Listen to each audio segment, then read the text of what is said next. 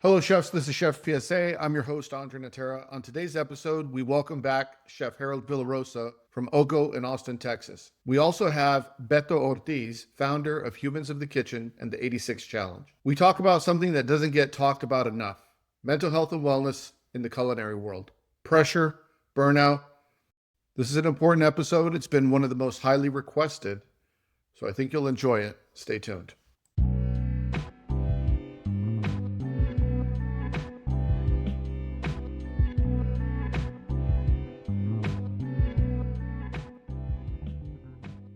We're recording, so Chef, you could go ahead and tell the story. Yeah, so a long time ago when I used to still drink and party back in New York, in the Lower East Side, there was a moment when we partied all night, and it was one of those nights where we just got our checks and we were going to blow it, and we definitely, went crazy at the bars, and I ended up not going home, and I just ended up sleeping in the bushes in front of the restaurant because I had to work brunch the next day. And the only reason why I woke up is because his dishwasher woke me up and told me that it was time to get in and get You slept directly in the bushes. in the bushes in front of the restaurant. Yes, because it was the softest part of the block. And I'm assuming you went out with the crew. Oh yeah, everybody. We went out with everybody. The chef, everybody, the line cooks, all the front of the house. And that was when it was like the golden age of New York, early 2010s, 11s, where, everybody was either, doing cocaine at the bar or at the restaurant, or we're drinking, doing Jello shots during service. And, we used to get these things called shorties. They used to give us small glasses of 4-ounce beers in the beginning of the shift. And then at 8 o'clock, we get another 4-ounce. Yeah. And then at the end of the night, we get to choose a cocktail from the menu. And then we stayed at the restaurant and drink. And it's an ongoing thing for like a few years. Yeah. And when you woke up in the bushes and the dishwasher wakes you up and you go into the restaurant, Yeah. Was that like a light bulb moment? Yeah. That happened a few times. It wasn't like a one-time thing. But I think after the 6th month of us just like going through these motions, and that was back in the day when you used to do triples, you know what I'm saying? Like you just kept going, And so I realized after throwing up in garbage cans and like feeling shitty every weekend, like this is not the life, you know what I mean? And we cut back a little bit. It was only on Friday and Saturday nights instead of Sunday nights also, so we just cut back a little bit. Well, I want to ask you just because I want to stay on this what you're talking about, because right now at Oco, Yes, no one drinks. no one drinks. There's no staff drinks. There's no after work drinks. Nobody hangs out at the bar. We decided when we first opened the restaurant that the culture needs to be set, and we need to set boundaries in place. And whoever couldn't deal with those boundaries didn't work there anymore. So the people that work at the restaurant are mainly family men and family women. Yeah. Mostly mothers, mostly fathers. And, they're just there to work and get their job done, get paid, and they go home. It's pretty amazing. Wow. When you say they're not allowed to, well, I guess you can't control what they do outside of work, but personally they don't go out and hang out with each other. No, we I don't know what it is, but we garnered most of the staff that do those type of things that are aligned with those ideals. Yeah. And when we first meet with them, the first conversation I had is I only got 2 rules. You know what I'm saying? Like you come on time, and you work hard between the lines. And entail with all that is we don't do any drugs, we don't do any drinking at work. It's dangerous, but also it's unprofessional. Yeah. And once they get past that moment, I give them 3 months to kind of see how they work. And then, we go on from there. And most of the team that's been with me now has been there since the opening of the restaurant. So it's almost going to be a year now. And that's kind of ties right into your mission and purpose, what you're doing. For people that don't know, can you tell people a little bit about the 86 Challenge and kind of why you started it? Yeah, 100%. So I started basically because of that. When I was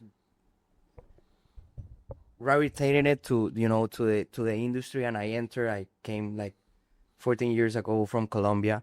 And when I arrived first to the industry, you know, like one, I love food, but the second, it was like, it seems that it was accepted to be reckless in the kitchen.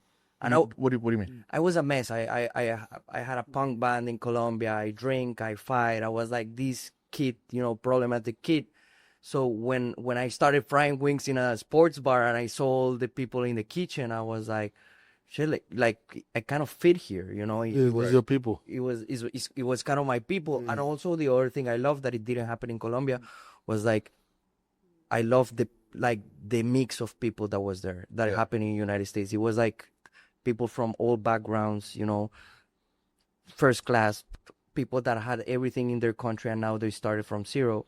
And I think it was kind of democratic, the kitchen, and that I loved. But then the other thing was like, I was able to be this guy, and even it was celebrated, you know, to be it.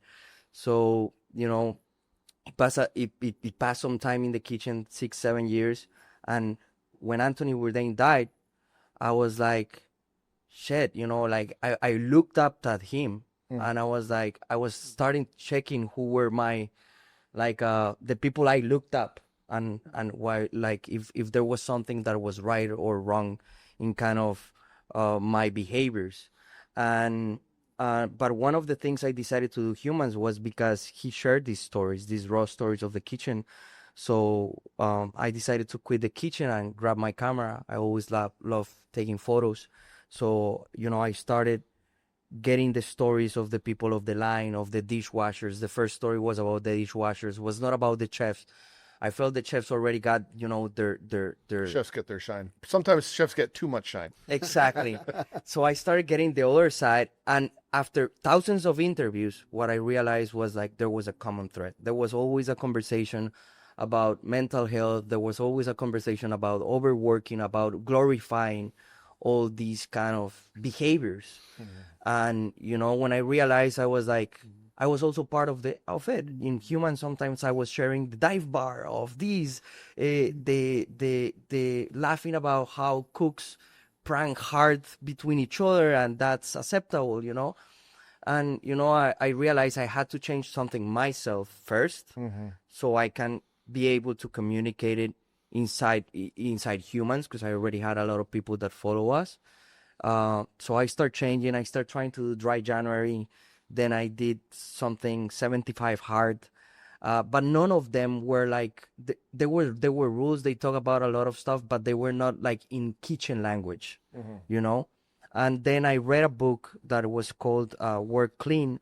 It was from a guy that he was like doing really great in business, and he went to different kitchens with, you know, the best chefs of the world, and he talks about mise en place in that book, and how mise en place helped him to make a bunch of money and to organize all his companies. And when I finished reading that book, I was like, why the fuck we don't use mise en place to our life, right? To the internal life. Why don't we see all these kind of the sixth band, the ninth band, all these compartments, and we start seeing like life as our stations of our life? We know that every time there's something that is not prepped well or is not mise en place, the whole service slows down. When I was coming up in kitchens, I've worked in good kitchens and I've worked in bad kitchens. I've worked in good kitchens where they drink, and I've worked in bad kitchens where they drink. So it's both, and it's interesting because sometimes you go to a bar, like I'm just saying, you go to a bar and there's fights and it's rowdy, and then you go to other bars and it's classy and there's piano music and it's like, okay, and you're and so I don't necessarily think that. By the way, I want to go on record, like I'm not a believer of drinking in the kitchen also, like I don't like it. But what I am saying is that I think sometimes it's also the environment. You go to a dive bar and there's, you know, a bunch of rowdy people in there, you feel like you want to fight. Same energy sometimes is in that kitchen. You go in that kitchen and everyone's mean mugging you, and you know, it's a I'm gonna sabotage your meats, and then you add alcohol in the mix, it just like exacerbates that. Yeah, it's a right? problem. And so I think, and I'm not saying I have the answer to this, but I think it's like the first part of it is kind of like what Harold's talking about, is you got to fix that culture. You got to set the standard from day one when they walk in, like, hey, we do this, boom, boom, boom, boom, boom. And I think if you have a professional workplace culture, and then you say, hey, you know what, today after work we're gonna have a toast or whatever. Like, it doesn't get rowdy. It feels classy.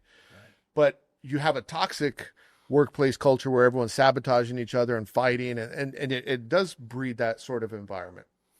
This episode of Chef's PSA is brought to you by Foods in Season, your connection to what's wild, fresh, and exceptional. At Foods in Season, ingredients tell a story. Built on decades-long relationships, wild Columbia River king salmon, dip net caught by native tribal families, fresh morels from trusted foragers, handcrafted pantry essentials like Blease, bourbon-aged maple syrup, sherry 9 vinegar, and exquisite Prima truffle products. Top chefs nationwide trust Foods in Season for quality and consistency. Order today, have it on your line tomorrow. Visit foodsinseason.com and mention Chef's PSA and receive free shipping plus a complimentary sample box on your first order.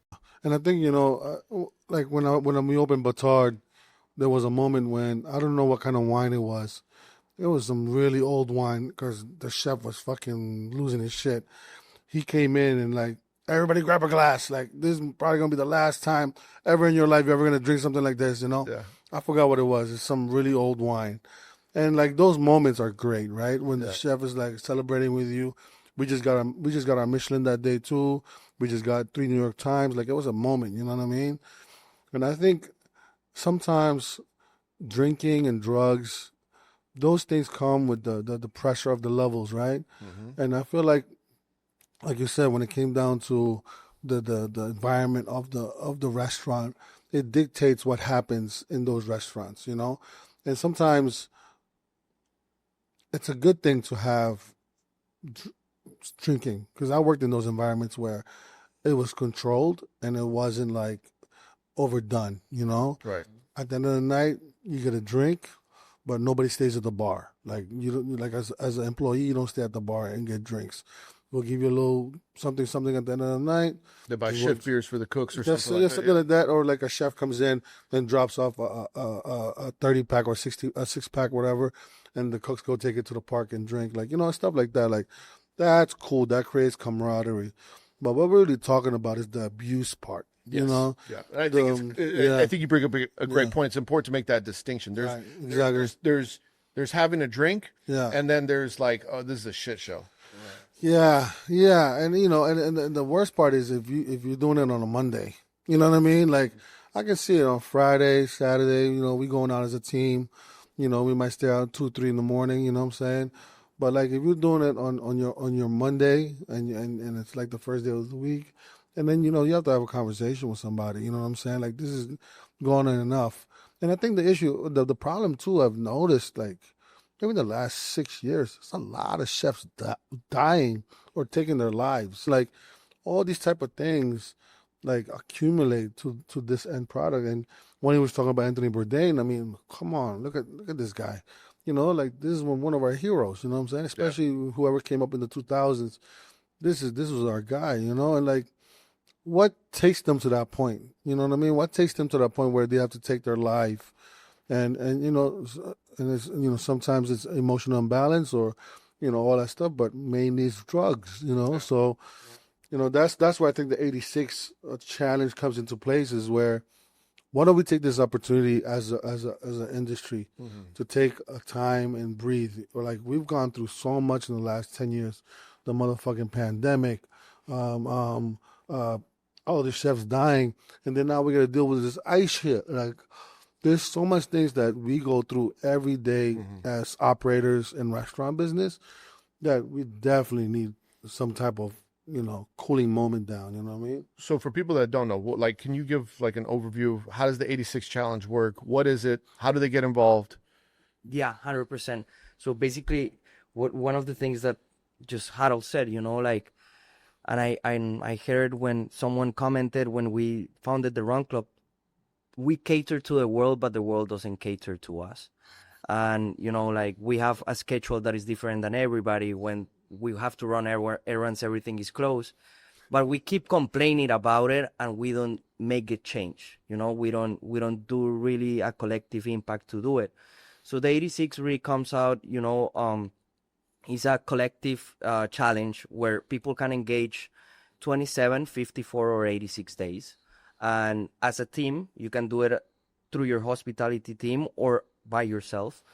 And the idea is to, it has some rules. It's like no drugs, no alcohol, 35 minutes exercise, a 15-minute meditation, a mindful meal,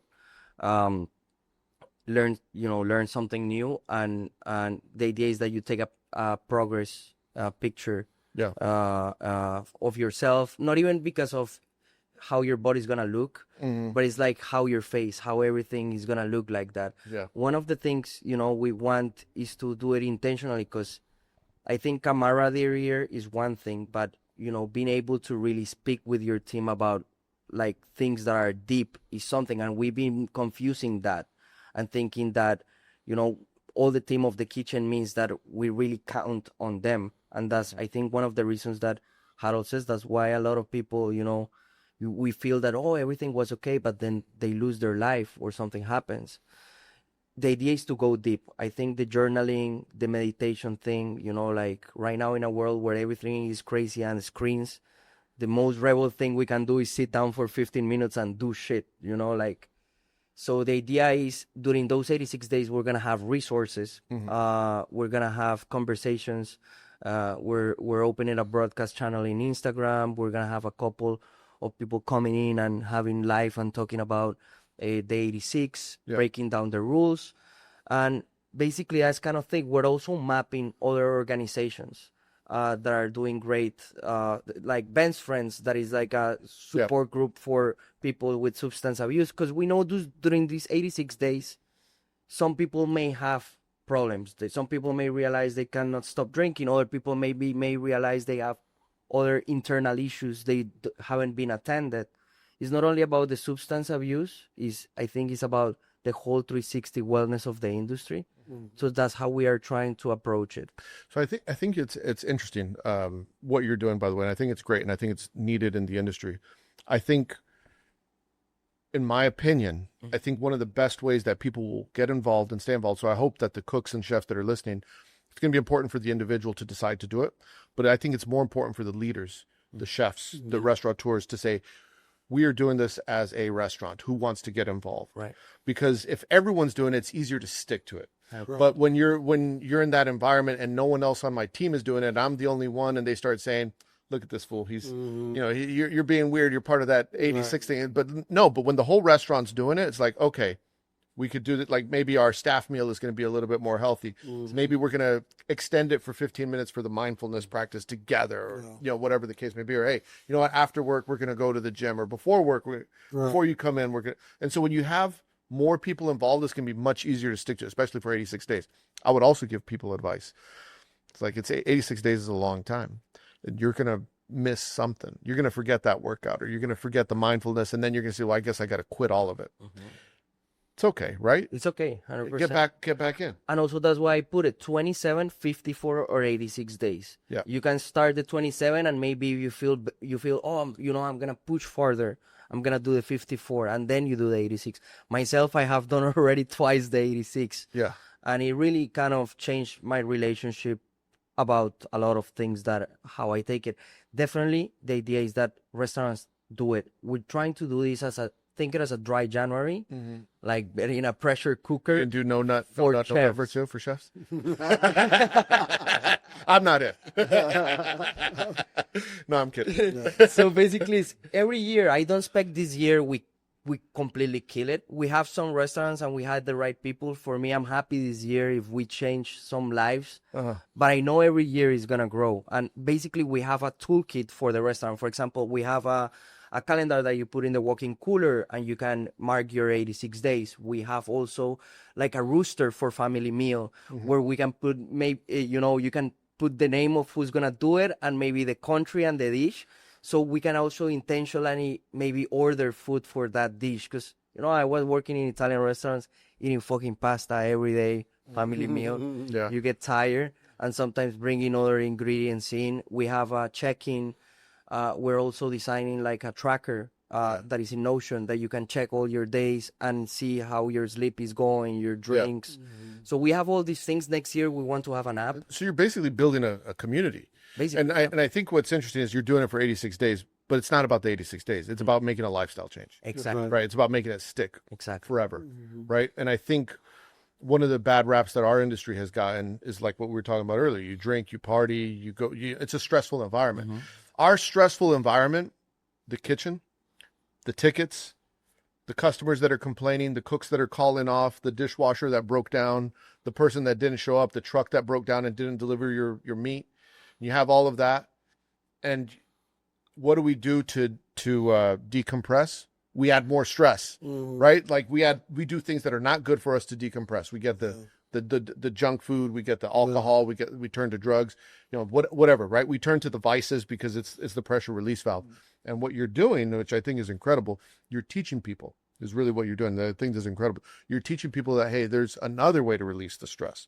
There's mindfulness, there's running, there's working out, there's get some fresh air, there's, whatever the case may be.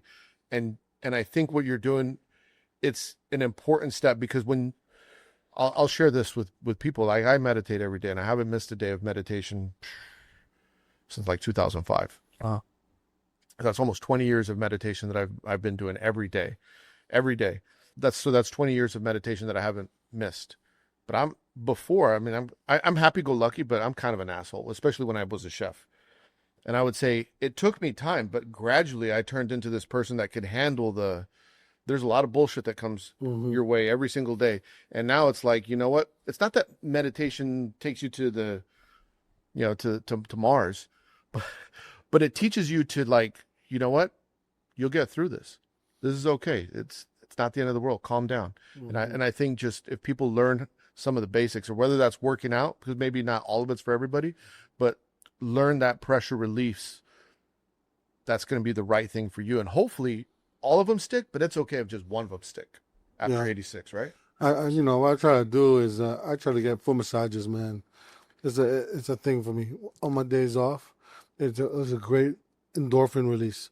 I think a lot of people understand that your feet is connected to all your organs, and it's connected to your mind. So I go to the Chinese foot massages, and they tell you, if I put pressure here, this will release, all this type of stuff. So it's really adamant that we take time. Yeah. And and also, when you're a chef, the feet, you got to take care of your feet. You got to take care. That's your moneymaker. I mean, all this is fine, whatever. But if you can't stand this, right? There's no point. You know what I mean? Those foot massages are pretty badass. Yeah, I knock out for sure. Yeah. And also I wanted to add is like, I took time, like 2 years ago, to just be by myself and travel for 3 months. I know some people can't do that or don't have the cash flow to do it, but if you do, it's very important to go out and have those moments for yourself. And just imagine traveling through Southeast Asia by yourself with headphones on, listening to Nas, and like walking through fucking the streets of Bali in the middle of the night, and having these moments of just like conversations with yourself. Yeah. How can I be a better leader? How can I teach people better? How can I mentor better? How can, you have all this time now to like process through all the things that you've gone through and the trauma that you've gone through as a chef, and really try to take in the good and push out the bad, Yeah. And I think people need time to take a break, dude. Like, it's so much pressure. Like, your owners are on top of you about fucking labor costs, food costs, fucking, why is this person still here 3 minutes after we talked about this already. All this stuff, and it's compounded. It's compounded, and the problem is, we're the chefs are like a bunch of martyrs. You know what I'm saying? We love the pain. Yeah. We love the. Give me more pressure. Give me what else? What other challenges can you give us that I can prove to you that I can make it work? You know what I'm saying? Yep. And obviously that's cool things sometimes, but like it's a lot of pressure, and it creates these traumatic experiences. Yeah. And so, when I met Beto, was it 2016 when we first met? We're part of this symposium that we're having conversations about mental health already back then. And we were also talking about what's the future kitchens look like. You know what I'm saying? What does future kitchens look like when now you have people that are second careers. Now people that went to school that want to be chefs. That are like young professionals that went to college that want to come up the hospitality ranks. The way that we talk to people and the way that we treat people in the kitchens are not the same 10 years ago than 5 years ago. And so when you're checking yourself for your mental state and going through your trauma, you're also reflecting on the business that you're trying to create for yourself and for the future. You know, what kind of business are you trying to, how successful is this business going to be? Is it going to be a 1 year joint where you're going to shut down and you have all these fucking news about you fucking, being sexually abusive and all this kind of stuff, or being abusive with verbal abuse and all this kind of things? Or you want to be a place where the people that you mentor are going to be better than you, Right. and they're gonna come out as great or even better as you. Yeah. What do you want your legacy to be? And that's the only way we can have our legacy go forward, is because we can. It's not like you have children that's great to become chefs, but your legacy is really about the people that come out of your kitchens. Right. Yeah. Look at Thomas Keller. Yep. Everybody that came out of his kitchen is way better than him. And so that says a lot about who he is as a mentor, right? It says a lot about the environment he created, for the environment to get better. Exactly. Yeah, and we cannot keep talking about sustainable kitchens without sustainable humans in the kitchen. Right. And that's the craziest thing. We get awards for sustainability. Even back then, with Harold, a bunch of chefs that funded organizations was to fix the problems of in the world, but not to fix the problems inside the kitchen. And we have taken care of everybody, not ourselves. And I think it's time to do that reset during those 86 days. More than the days is that we all take that reset, identify what is the bad habit, at least one that is, or one resentment or one something that is not letting us be in peace.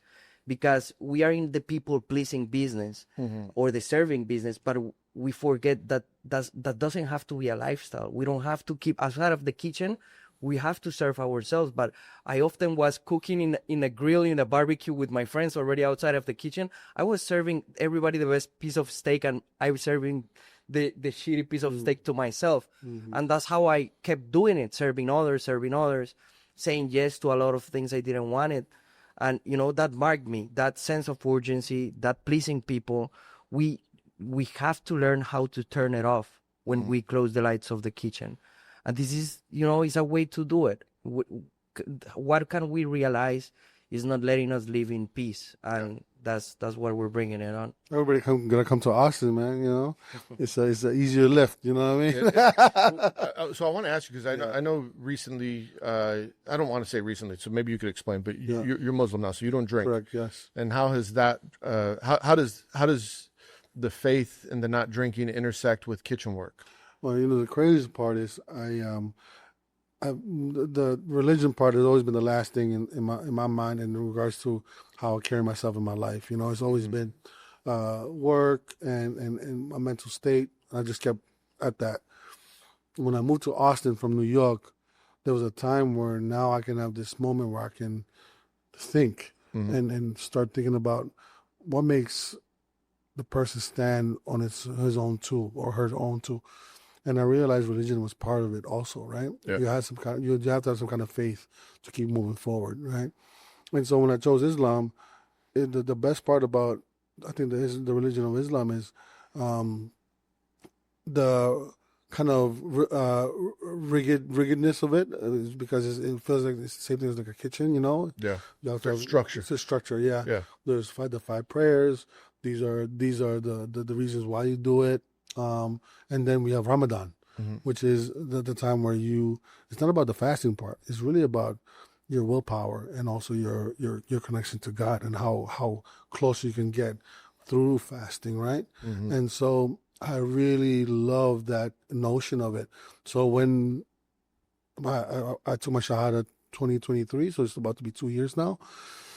When I do Ramadan at the restaurant, everybody knows when Ramadan comes around, chef gets a drink at 7:45 when the sun goes down, and when there's like tastings and stuff like that, they gotta take care of it themselves. Yeah. I don't taste anything. I don't. It's crazy. Like it's very like structured, and everybody also respects it in a sense where they see the struggles that I go through every day trying to maintain, but also they really see the what do you call this, Commitment. the commitment to not eating pork, which is super hard for me because of pork is like the second vegetable for the That's Philippines. it's one of my best dishes I had when I was at your place. Exactly, and I didn't taste it. I never tasted it. Yeah. And it's just from feeling The look. lechon. Yeah, just from feeling look. Yeah. I've cooked it my whole life, so I'm like, you know what I mean. And so, it creates it created such a great environment in the kitchen because it also showed that the chef is willing to take these stance against something and stand up and be part of something. And so when I ask, when I lose like a sous chef or somebody leaves or any of that sort, the best part about the team as I peep it is they come together and they have a conversation without me. Like, yo, this is what's happening. Da, da, da, da. They have it amongst themselves. And then they just come to me like, look, we got your back. Boom. And they get to it, because they understand the commitment that I have for them, but then they also understand the commitment I have for my religion. They also understand the commitment I have for the restaurant, and they see all that. And so they're committed also to me and to the restaurant because of it. And it creates this kind of bond that we have unspokenly, that we have together. And I can rely on them if I need to leave a little bit early, it helps. And so I think all of it, not drinking, the religion part, the culture, it really just creates something, that I'd have never seen before. Yeah. It's interesting because a lot of chefs and a lot of restaurant kitchens, they build, even and I'm talking about all levels, but Right. you want to make better food, you want to have better service, you want to have better everything. Like you're constantly pushing Yes. to make the restaurant great. Yes. But sometimes that drive, it's like at the expense of us. Like I'll make this great at the expense of me and my team. Yeah. And it's almost like we're sacrificing our bodies, our mental health, and this, that, and the other to cook food for other people. And I promise you, like I know when I'm doing good, my food tastes better. Yes. When my feet don't hurt, I could stay longer Yes. on the line. Like when I'm not in a bad mood, can taste I'm better. Yeah. I'm better for everybody. And I think a lot of chefs in general, I think we haven't had to think about it. So, we often like rag on the old generation, like, oh, they're whatever. It's like, they came before us. They like, you can't disrespect the previous, like they give us crutches, Yeah. right? They set us up for this, right? They were improving the generation that came before them and the generation that came before them. It's our job to say, you know what? We respect what you did. We respect what you did as chefs. You created the environment for that half to succeed. This generation's responsibility is to create the environment for the other half to succeed. But I feel like sometimes it's disrespectful sometimes when we just diminish the work that these other chefs did. Is like that the world was different then, right? You can't knock them. You think if they were 21 right now, they wouldn't behave different? Exactly. You know what I mean? Like they're not stupid. And I feel like sometimes we think that they were stupid. They're not stupid. They did a lot. But now it's our job, the current generation, and I won't say me because I'm not an active chef anymore, but the current generation of chefs and people that are in hospitality, it's like, well, how do we fix the other half? Yeah. And I think I've noticed that a lot more in a lot of kitchens that do pop-ups in. Yeah. A lot of the young chefs are really speaking that language. It's about respecting the past, but also setting up the stage for the future. And I think that's the main goal some of these young chefs are doing right now.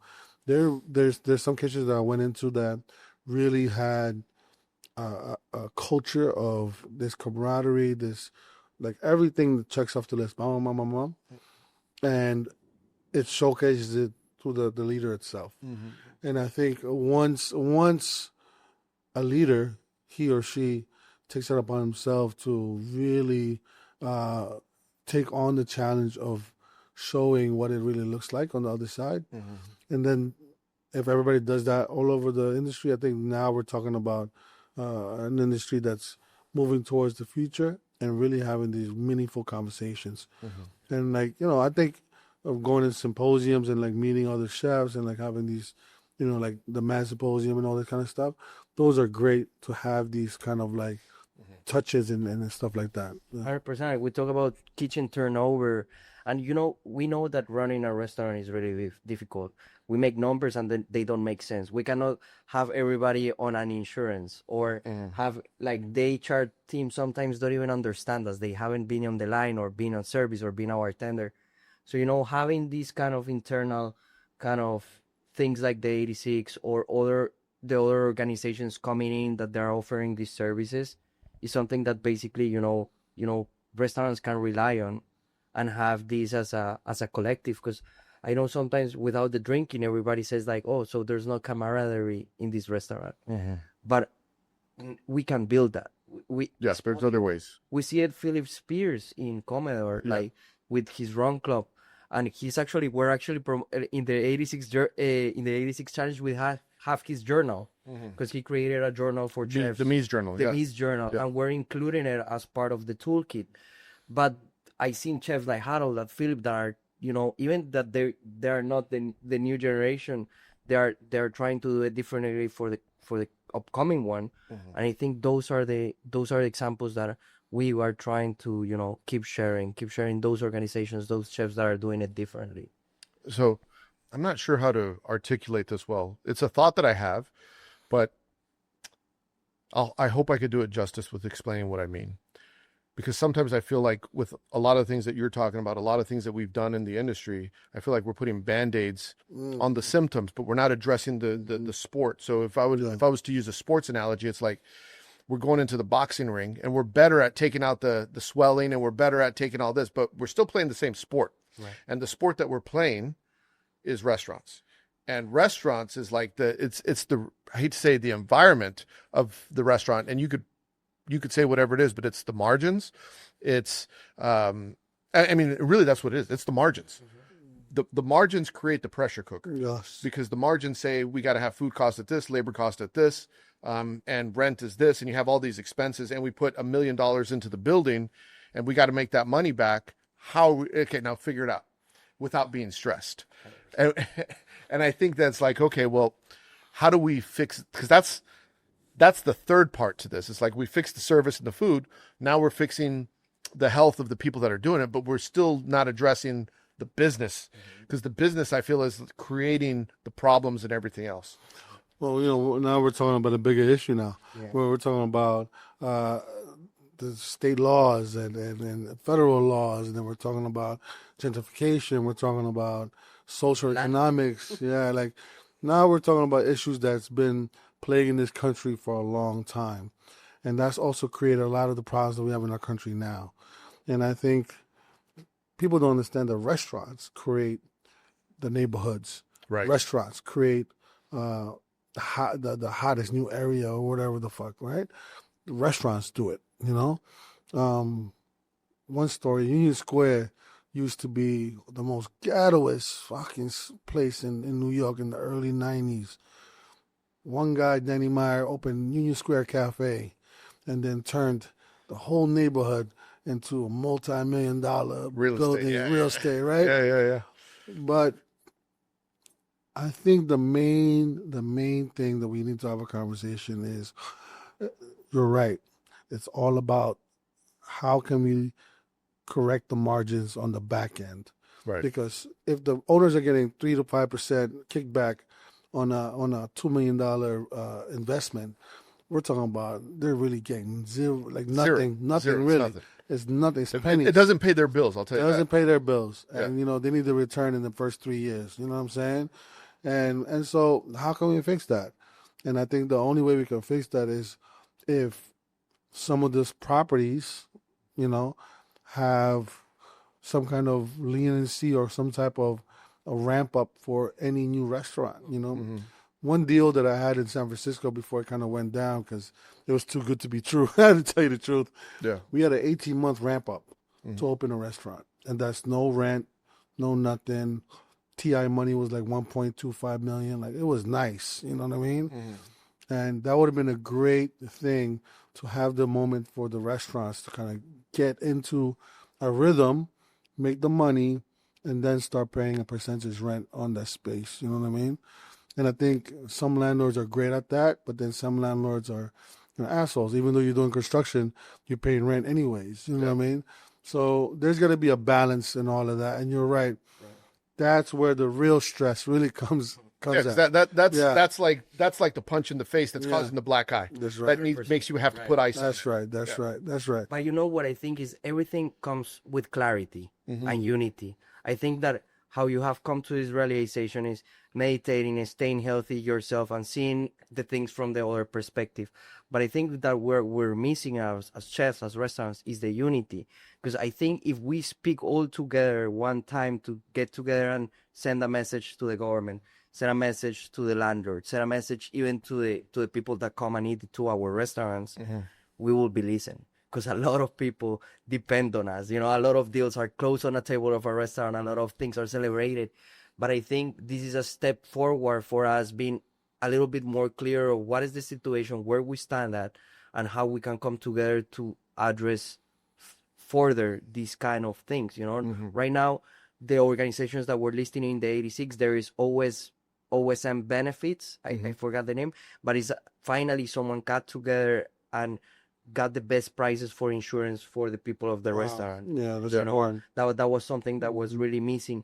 So there's a lot of little things that are happening independently. We just joined the more coalition that is like the James Beard Awards is there. Some of the different restaurants, organizations, non-profits that are fixing the internal problems of the industry are there. And what we're getting is getting together, getting organized, and see and how we can make a better industry for all. Yeah, I think the one thing is people still don't make restaurant business. They still don't make it feel like it's a business. You know, it's still like a passion project, I think, right? Like, they don't take it seriously as a profession. You know what I'm saying? Like, even though we make billions of dollars annually, I still feel like people don't realize it's a profession. And I think that's one of the issues also, you know what I'm saying? I was talking with Joe Chan, and she was saying how she worked under Jonathan Waxman up in New York. And she was saying that one of the first things he did to her was pull her off the line, put her on the expo station. She wanted to jump in, and it's like, no, watch. Look at the team. You're responsible for all these people, and they're responsible for other people as well at home, outside of work. She didn't say it like that. I'm just paraphrasing, but when you think about that, it's like sometimes chefs and sometimes owners, we don't always agree. The owner's a capitalist trying to make money. Chef's an artist trying to be great, and then you wonder why they clash heads. Like they have two different objectives, right? I know I've experienced that as a chef many times. Like I want to make this restaurant great with me at the front and the shining star, and the owner's like, no, but I want to make money. I don't want you to be a shining star. I just want to make sure we're paying the bills. And sometimes it's at a detriment. I think another thing that I personally have a problem with, especially because I see it in what I do with Chef's PSA. I see it more now than I ever have. For years, the culinary industry was very much propping up one specific section of the industry, meaning great restaurants, right? That's all they talked about. But they completely forgot about hospitality in terms of like, I don't know, but like Apple or Guggenheim or working in these places, or working on a cruise ship, or working at a country club, or working at in a big hotel or whatever. Because I often hear people like, yeah, we get ship pay, we get no benefits, and we get no PTO. It's like, well, that's not true. You do get benefits in PTO and 401k and deferred comp in other places. But it's not cool to work in those other places. Right. We stigmatized the places that sometimes do offer you 3 weeks paid time off. And we say, oh, you're a hack because you work at whatever. Yeah. But I have a family, and I got to pay insurance for them, and they give me insurance, and they give me PTO, and I get to take time off, and I get weekends off, and I'm working 5 days a week, and I get to see my kids, and we're capped at this. But we're going to shame you for working there. You're right. The lifestyle. Like no, but we're grinders. We're grinders in the restaurant, so you're not one of us. It's like, no. And I think that's part of the problem that we've done in the industry is we've compartmentalized and we've shamed people that don't want to be a part of the cool club for wanting to take care of themselves and their family. Yeah, you're exactly right, because as I'm getting older, I'm asking those questions now. how can I get into these? Right. What's the qualifications to work at a Greenboro in North Carolina? Yeah. Yeah. It's It's the independent. I guess we're talking about mostly it's a bigger issue about the independent restaurants, but then you see the rest of the hospitality. I mean, and then we're talking about James Beard, Michelin, Chateau de Relais. Now we're talking about those type of things that doesn't, prop up these beautiful hotel restaurants that are doing great work too. Yeah. So you're right. That is an industry problem too. Yeah. And then the last thing I'll harp on that issue is when you work for Apple. I'm just using Apple as the example, but let's say you're working at Apple or Google or Facebook or you're in the cafeteria of this corporate building and you're making great food for the doctors or whatever, right? It's like, you know what? They never default on their paychecks. Never. Yeah. They pay you every week or every 2 weeks. And you know what? You never walk in with a lock on the door and, and a middle finger saying, good luck finding me. Oh my God. That never happens in those places. Never happens. So I do think that part of the conversation is like, we also have to let people know, like, it's okay to do what you need to do. Mm-hmm. The industry is bigger than just one section. Like if you're looking for insurance and you're looking for benefits and like there's more than just that. Yeah. But beyond that, I think that it's still the thing of the sense of urgency, and these people that still have insurance and all the stuff, work in biggest hotels. There's a common thread in that service industry, right? That is the pleasing people, is the sense of urgency, like that anxiety that we get out of after work. And I think that's still a problem, no matter if it's independent restaurant or a huge corporation. The hours, like Yes, you're right. I think it's not gonna change, and probably you have insurance, but you don't even have time to go to the doctor. So like those are the things that we have to still see it like there's an issue there. And there's a shortage of staff in those places. So they do have to, I hate to say they have to, not that they work hard, they work longer because it's like, hey, we're down in a larger operation.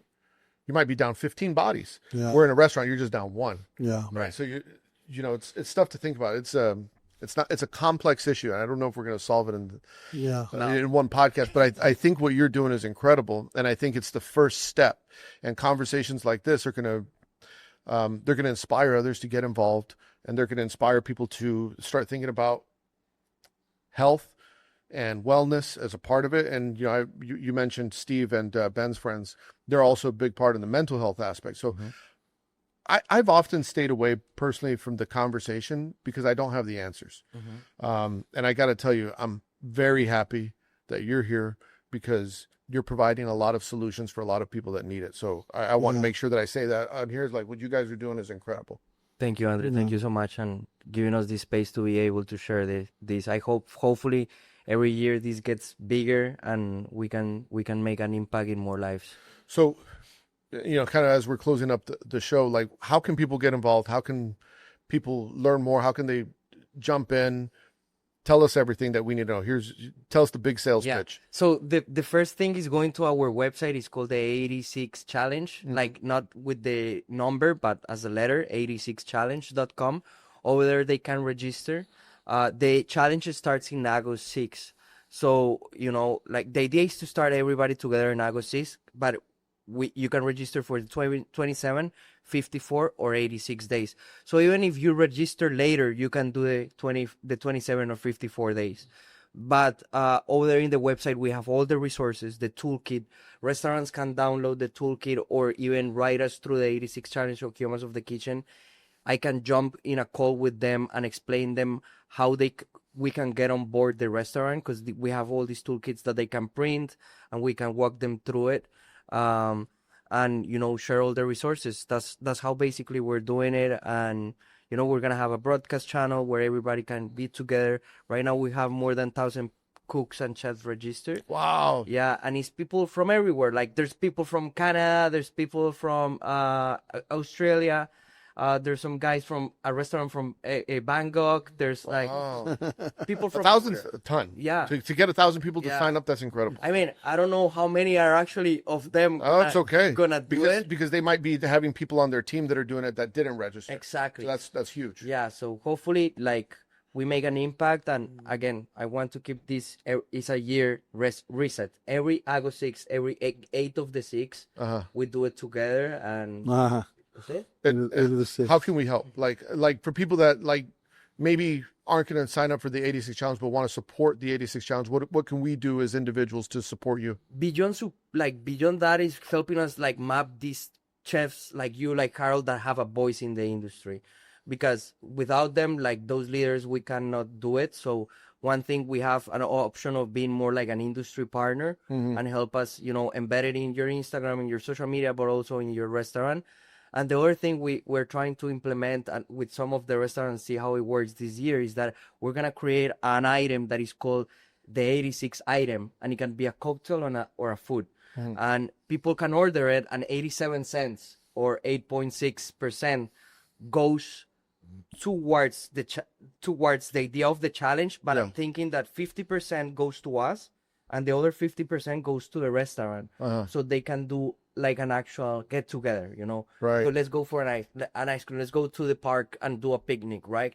So that's one of the things. Right now, not many are implementing it, but that can be a great conversation, because we're now involving the customers that are sitting down, and they can read and QR code and say like, oh shit, we're supporting. Yeah, that could get us a Chinese foot massage for the team. It's the best. So how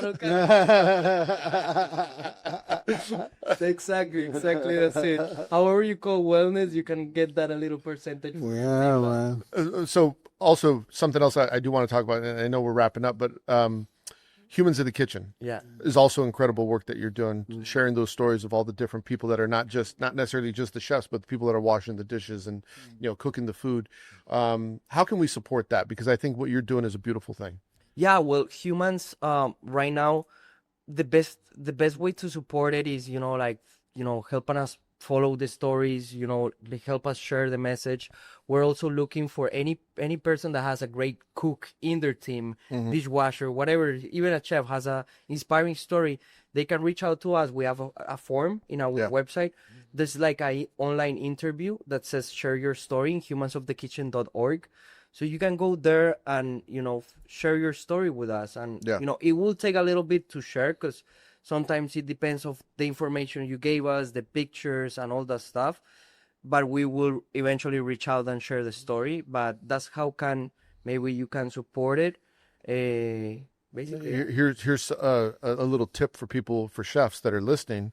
Is sometimes we're tired of seeing your face on Instagram, right? We're tired of seeing you do something all the time. Like, why don't you put your team up? Right. Put some of your team up occasionally. Show your sous chef, show your line cook, show the people that are working in the dish station. Like celebrate. Let the customer know. Let your audience know that there's more than just you. Because I promise you, and chefs know this, but it's like it's a whole team that makes that happen. It's 100%. Not just one individual. 100%. Yeah. Well, we recently shared the story of the three cooks that are behind the line of Harold's, and it was great. It went viral. They're from Guatemala, right? 3 of them are from Guatemala. They were like, they had a story. Each one had a different, totally background, unexpected. So they're coming together and are working in a Filipino restaurant with Harold. I think that's the beauty of working in the United States, of being in the kitchens and sharing those stories is what makes it real. That's when I want to really support a restaurant, when they care about their team. Well, shit, chefs, this was fun. Harold, if people want to see you, they come to Oko. Yes, sir. I'm always there.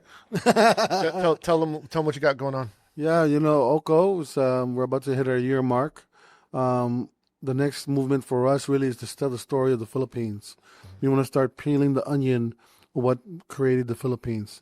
So the next menu change is going to be about the Mexican and Filipino relationship, and how we, share not only our colonizing brothers and sisters from Spain, but chocolate to tequila to annatto seed, So we're gonna have some great items on the menu, and we're gonna keep telling the story all the way down to, hopefully to the core of the Filipino food, which is the native Filipino cooking. Taking it back to the palayok cooking, which is with the clay pots.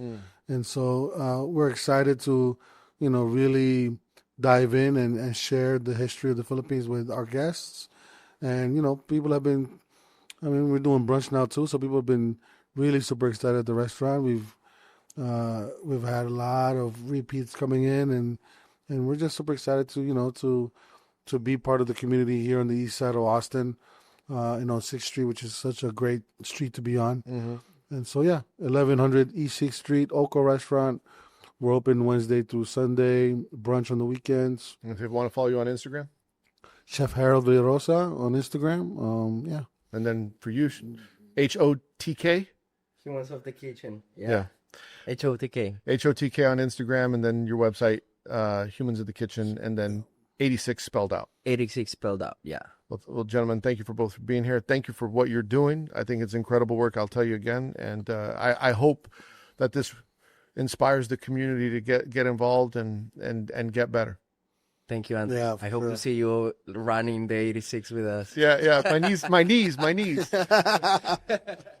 Well, I hope you enjoyed the show. You know what to do. Make sure you leave 5 stars if you're listening on Spotify or anywhere, really. If you're watching on YouTube, hit the like and subscribe button. I've completely revamped the Chef's PSA store, shop.chefspsa.com. My team added a ton of new items. I advise you to go check it out. Just peruse, look around. Maybe you see something nice that you like. Keep supporting the show. Go to chefspsa.com. You get books, obviously the merch, early access to episodes on Substack and Spotify for premium members. We'll see you next week. Hit the porno music. No André in the kitchen, mixing, dropping chef knowledge, no fiction, stirring up the beats, heating up the session. Listen close, class is in session.